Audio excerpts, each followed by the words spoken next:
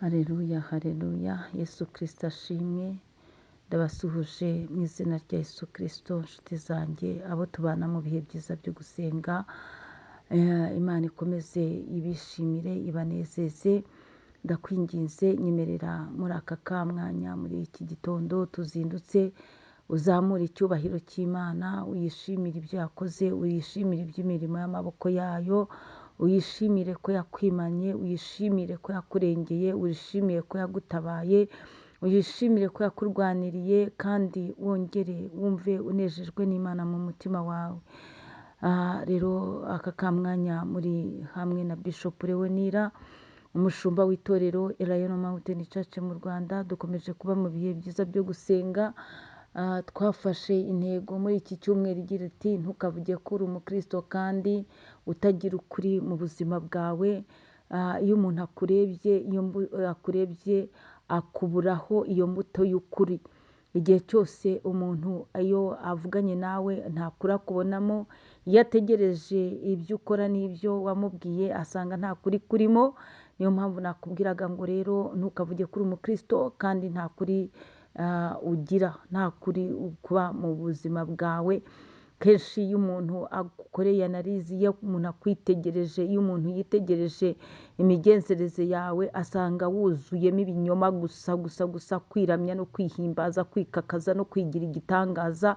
Ibyo rero byatumye ukamukamo ukuri kubera kubyiganira ibyubahiro ukoresheje ibinyoma. Ariko ijambo ry'Imana rirakubwiye ngo garukiraho, kuko kuvuga ko uri umukristo kandi utagira ukuri ntacyo bimaze. Uba uri kwibeshya rwose. Wenda hari igihe wabeshya abantu biremera, ariko igihe kirageze ngo ugarukire aho ngaho, kuko iyo utagira ukuri uba uri umunyabinyoma, uba uri indyarya. Iyo utagira ukuri muri wowe haba harimo ibyaha byinshi cyane. Imana rero gusange, Imana tugirire neza, dukiranuke ku gato no ku kanini. Nyemerera dusome igitabo cya Salomo, Imigani. Imigani ni ibice 12. Imigani 12. Reka dusome Imigani ibice 12. Turasoma umurongo wa 14, dusimbuke dusome 19, hanyuma dusoreze kuri 22. Twihuse handitse ngo 14. Imbuto z'ibituruka mu kanwa k'umuntu nizo zimuhesha ibyiza, kandi umuntu ahabwa ibihwanye n'imirimo y'amaboko ye. Imana idusange. Imbuto z'ibituruka mu kanwa k'umuntu nizo zimuhesha ibyiza. Birashoboka ko wavuga uti se izo mbuto zaza gute?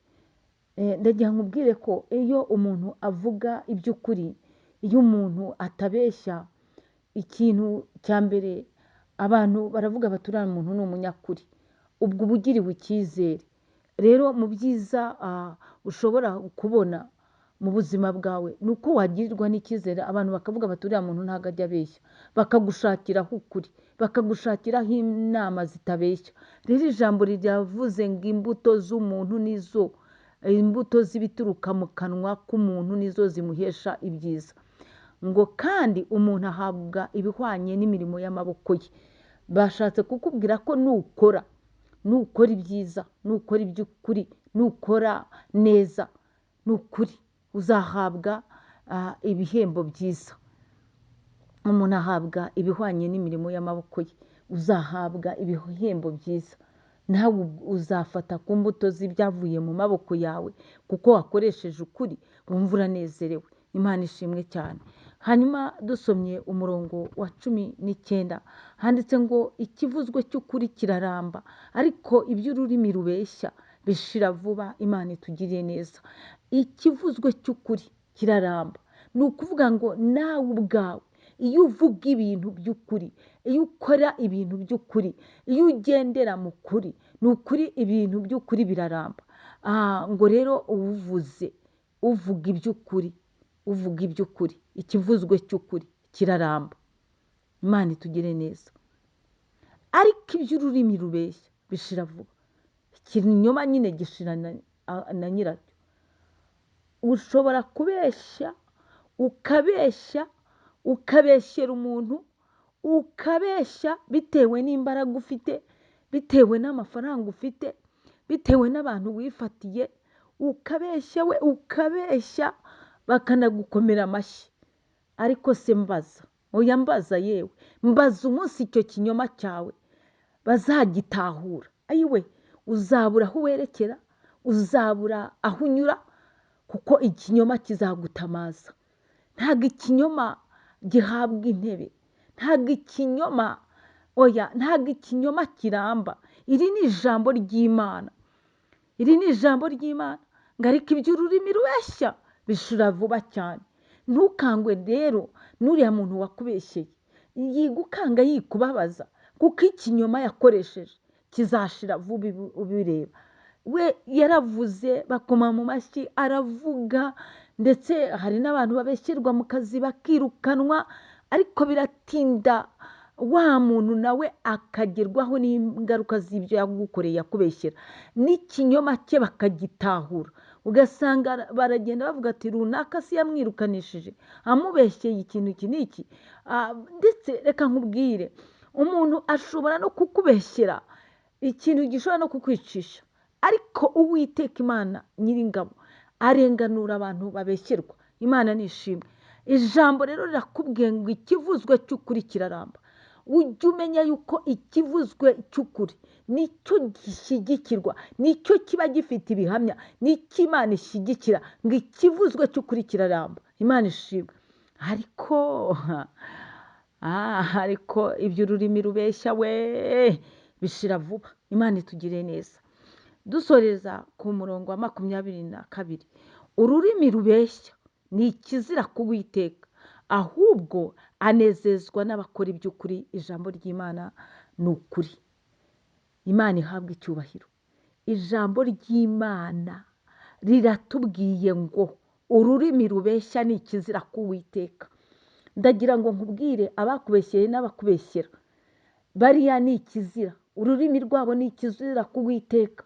Ntabwo Imana izabashyigikira, ntabwo Imana izaceceka, izaza ikurenganure, izaza ibigaragaze, izaza ntabwo izaceceka, ntabwo izatinda kuza.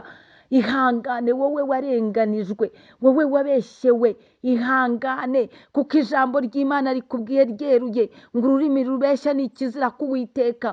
Usobanukirwe ko Imana itazabashyigikira, usobanukirwe ko Imana itazaceceka nimba ururimi rubeshya ari ikizira ku Uwiteka. Barakubeshyeye rwose babakomera mu mashyi, barakubeshyeye rwose urarurira bucyurira, ariko nagira ngo nkubwire ngo ururimi rubeshya ni ikizira ku Uwiteka. Ijambo risoje ritubwira ngo ahubwo Uwiteka anezezwa n'abakora iby'ukuri. Uwiteka anezezwa n'abavuga iby'ukuri, n'abakora iby'ukuri, n'abagenda mu nzira y'ukuri, n'abakora iby'ukuri. Imana ishimwe cyane. Nakubwiye rero ngo ntukavuge ko uri umukristo kandi utagira ukuri, kuko Uwiteka aravuze ngo ururimi rubeshya ni ikizira kuri we. Imana ishimwe cyane. Imana itugire neza. Muhahe muronke mugendane n'Imana. Imana ibanezeze. Shalom shalom. Ineza yawe ku mwana w'umuntu